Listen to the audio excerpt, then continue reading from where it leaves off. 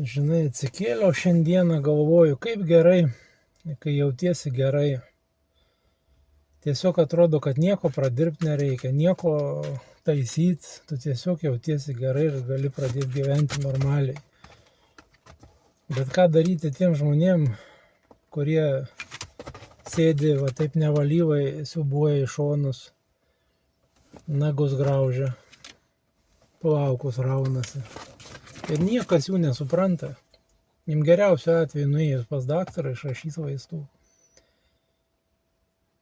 Ir niekas jūsų nesupranta. Lieka arba tik tai antidepresantai, arba rūkyt, arba gerti alkoholį. Na ir sekantis etapas eina kažkas ir nusižudo. Ir jūsų viduje vyksta karas. Daugelį žmonių gali žiūrėti, jisai atrodo normalus. Na, su patyrusia akim galima matyti, kad pas žmogų viduje yra karas. Bet išoriniai žmonės nepastebi, kada pas žmogų yra toks chaosas, ypatingai vyrai.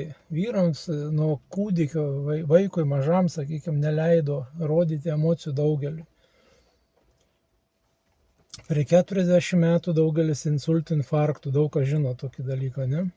Tai vat visa tai vien tik dėl to, kad tavo pasąmonė jinai išmokinta yra nerodyti emocijų. Tau yra antiek blogai, vat, kai sakau, raunėsi plaukus, nagus graužia kažkas, va taip sėdi ir net nepajaučia, kad siubuoja į šonus. O viduje, sakau, yra bjauri savijauta, vidinė būsena.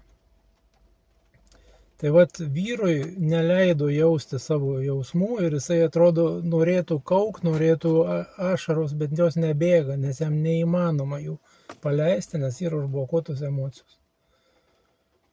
Vat iš šitos būsenos galima žmogų išvesti, kai jau jisai supranta, kad yra tokia būsena.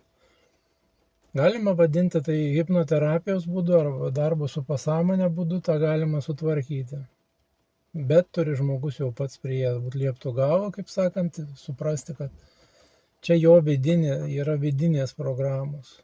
Ir tada jau įmanom.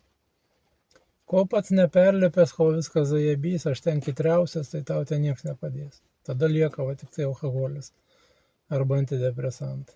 Nu ką, iki, gero savaitgalio.